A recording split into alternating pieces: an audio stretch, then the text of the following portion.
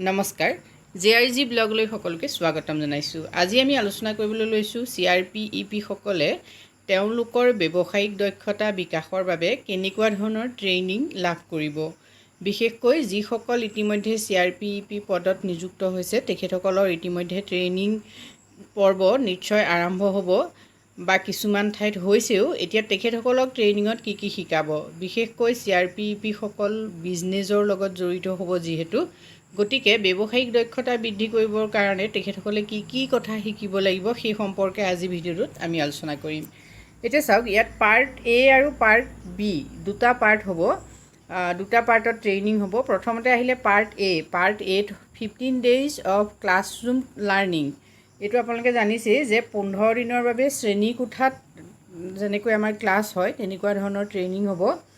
এতিয়া পাৰ্ট Aত থাকিব mathematics preparatory, গণিতৰ যিখিনি প্ৰাথমিক ধাৰণা সেই ধাৰণা সম্পৰ্কত শিকোৱা হ'ব।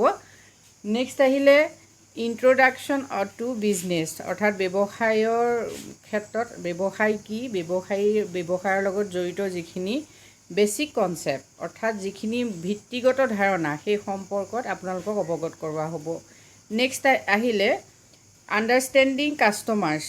এতিয়া এজন কাষ্টমাৰক আপুনি কেনেকৈ বুজি পাব, অৰ্থাৎ এজন ব্যৱসায়ীয়ে এজন কাষ্টমাৰৰ যি চাইক'লজি সেই চাইক'লজি সম্পৰ্কত কেনেকৈ অনুধাৱন কৰিব, মানে মেণ্টেল যি এবিলিটি, তেওঁক জোখাৰ যি মানসিক আমাৰ পৰিমণ্ডল, সেই পৰিমণ্ডলৰ ক্ষেত্ৰত বা মানসিক ধাৰণাৰ ক্ষেত্ৰত আপোনাক প্ৰশিক্ষণ দিয়া হ'ব। নেক্সট আহিলে মেকিং প্ৰডাক্ট। এতিয়া প্ৰডাক্ট কেনেকৈ প্ৰস্তুত কৰিব সেই সম্পৰ্কত আপোনালোকে জানিব লাগিব। নেক্সট আহিলে প্ৰাইচিং প্ৰডাক্ট, অৰ্থাৎ দ্ৰব্য সামগ্ৰীৰ যিখিনি উৎপাদন হ'ব সেই উৎপাদিত দ্ৰব্য সামগ্ৰীৰ বাবে আপোনালোকে কেনেকৈ দৰ নিৰ্ধাৰণ কৰিব সেই ক্ষেত্ৰত আপোনালোকক কৌশল শিকোৱা হ'ব। নেক্সট আহিলে চেলিং প্ৰডাক্ট, দ্ৰব্য সামগ্ৰী বিক্ৰীৰ বাবে আপোনালোকে কি কৌশল প্ৰয়োগ কৰিব সেই সম্পৰ্কেও আপোনালোকক শিকোৱা হ'ব। নেক্সট আহিলে record kept in a business. এতিয়া বিজনেছৰ যিখিনি ব্যৱসায় ইতিমধ্যে আপোনাৰ হ'ব সেই ব্যৱসায়খিনিৰ ৰেকৰ্ড আপুনি কেনেকৈ ৰাখিব লাগিব। গতিকে পাৰ্ট Aত আপোনালোকক এইখিনিয়ে শিকোৱা হ'ব।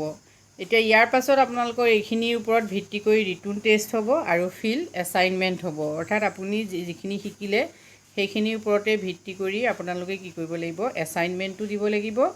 অৰ্থাৎ আপোনালোকে কিছুমান ফিল্ড এছাইনমেণ্ট মানে এনেকুৱা ধৰি লওক, আপোনালোকে নিৰ্দিষ্ট ঠাইত গৈ পেলাই সেই বিষয়ত কি পালে আপোনালোকে সেইখিনি অনুসন্ধান কৰি আনিব লাগিব। আনি পেলাই সেইখিনিৰ ওপৰত আপোনালোকে এটা লিখা যুগুত কৰি দিব লাগিব আৰু তাৰ লগতে আপোনালোকৰ যিখিনি পঢ়াব ক্লাছৰুমত সেইখিনিৰ ওপৰত এটা ৰিটন টেষ্ট হ'ব।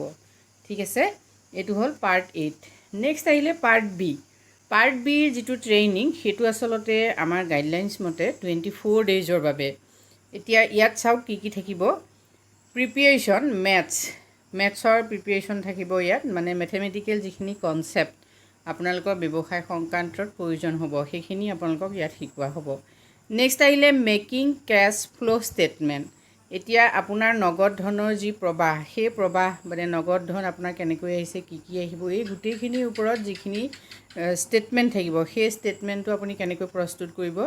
নেক্সট আহিলে making P&L statement. P&L statement কেনেকৈ আপুনি কৰিব সেই সম্পৰ্কে ইয়াত শিকোৱা হ'ব। নেক্সট আহিলে মেকিং চিম্পুল বেলেঞ্চ শ্বীট, অৰ্থাৎ আপুনি কেনেকৈ বেলেঞ্চ শ্বীটখন, সৰল বেলেঞ্চ শ্বীট এখন কেনেকৈ প্ৰস্তুত কৰিব। নেক্সট আহিলে ডিটাৰমাইনিং ব্ৰেক ইভেন। এতিয়া ব্ৰেক ইভেন মানে এনেকুৱা এটা বিষয়বস্তু য'ত কি হয়, উৎপাদন কৰিবলৈ যাওঁতে এজন উৎপাদকে যিটো বিন্দুত আচলতে লছ খায় সেই বিন্দুটোক ব্ৰেক ইভেন বুলি কোৱা হয়, যিটো উৎপাদন বন্ধকৰণ বিন্দু বুলি ক'ব পাৰি, মানে য'ত কি হয় প্ৰডিউচাৰজনে আৰু উৎপাদন নকৰে। এতিয়া সেই ছিটুৱেশ্যনটো যেতিয়া আপুনি জানিব তেতিয়া আপুনি উৎপাদকসকলক সেই ছিটুৱেশ্যনটোত নপৰিবলৈ কৌশল শিকাব পাৰিব। গতিকে ব্ৰেক ইভেন কেনেকৈ আপুনি নিৰ্ধাৰণ কৰিব সেই কথাটো আপোনাক দেখুওৱা হ'ব। নেক্সট আহিলে মেনেজিং ফিক্স কেপিটেল। এতিয়া যিখিনি আপোনালোকৰ স্থিৰ মূলধন সেই মূলধনখিনি আপুনি কেনেকৈ পৰিচালনা কৰিব সেই বিষয়ৰ জ্ঞান ইয়াত দিয়া হ'ব। নেক্সট আহিলে মেনেজিং ৱৰ্কিং কেপিটেল। এতিয়া কি হয়, যিখিনি চলিত মূলধন অৰ্থাৎ পৰিৱৰ্তনশীল যিখিনি মূলধন মানে ৱৰ্কিং যিখিনি কেপিটেল, সেই ৱৰ্কিং কেপিটেলখিনি আপুনি কেনেকৈ পৰিচালনা কৰিব সেই কথাটো শিকাব। এতিয়া চাওক, কেপিটেল মানে দুটা প্ৰকাৰৰ হয়, মূলধন দুটা টাইপৰ থাকে। এটা মূলধন কি হৈছে ফিক্সড হৈ থাকে, মানে স্থিৰ মূলধন, আৰু ইটো হৈছে পৰিৱৰ্তনশীল মূলধন। সেই পৰিৱৰ্তনশীল মূলধনকে কি বুলি কৈছে? ৱৰ্কিং কেপিটেল কৈছে। নেক্সট আহিলে আইডেণ্টিফাইং এণ্ড ইভালুৱেটিং বিজনেছ অপৰচুনিটিজ।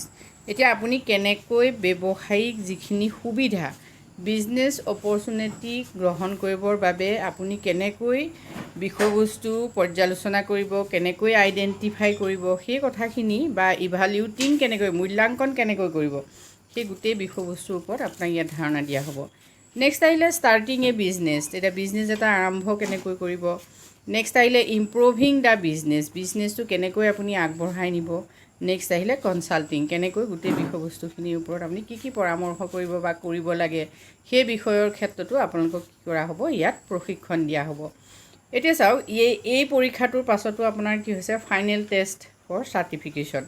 এইখিনি শিকোৱাৰ পাছত আপোনাৰ এটা ফাইনেল টেষ্ট হ'ব, আৰু ফাইনেল টেষ্টটো হোৱাৰ পাছত চাৰ্টিফিকেট দিয়া হ'ব। মন কৰিব, যদি CRP-EP সকলে এই ট্ৰেইনিংটো লৈ লয়, এই চাৰ্টিফিকেটখন পায়, তেতিয়াহ'লে এই চাৰ্টিফিকেটখনে তেখেতসকলক ভৱিষ্যতে বহু ক্ষেত্ৰত সহায় কৰিব। এতিয়া কথা হ'ল, এইখিনি হ'ল গাইডলাইন। বিজনেছ স্কিল ডেভেলপমেণ্টৰ কাৰণে CRP-EP সকলৰ বাবে এনেধৰণে গাইডলাইন যুগুত কৰি থোৱা হৈছে। কিন্তু বাস্তৱ ক্ষেত্ৰত এনেধৰণেই যে প্ৰশিক্ষণ দিব, পইণ্ট ৱাইজ প্ৰশিক্ষণ দিব, সেই কথাটো আমি ক'ব নোৱাৰোঁ। যিহেতু সকলো প্ৰশিক্ষক, যিসকল মাষ্টাৰ ট্ৰেইনাৰ থাকিব, তেখেতসকলৰ নিজস্ব চিন্তা চেতনাৰে এই বিষয়বস্তুখিনিকে সোমোৱাই কি হৈছে, প্ৰশিক্ষণ দিয়া হ'ব। আৰু প্ৰশিক্ষণত ইয়াত যিকেইটা মই যিমানটো দিছে, আমি প্ৰথম এতিয়া পাৰ্ট এটো 15 দিনৰ প্ৰশিক্ষণৰ কথা কৈছে, সেইটো দিনৰ ইফাল সিফালো হয়তো কৰিব পাৰে। সেইটো আচলতে ব্লক পৰ্যায়ত যিসকলে কাম কৰিছে তেখেতসকলৰ ওপৰত নিৰ্ভৰ কৰিব। আকৌ এইটো আমাৰ পাৰ্ট বিত 24 দিন দিছে, গতিকে 24 দিন হয়তো ক'ৰবাত নহ'বও পাৰে। কিন্তু গাইডলাইনছত CRP-EP সকলৰ বিজনেছ স্কিল ডেভেলপমেণ্টৰ কাৰণে এইখিনি দিয়া আছে।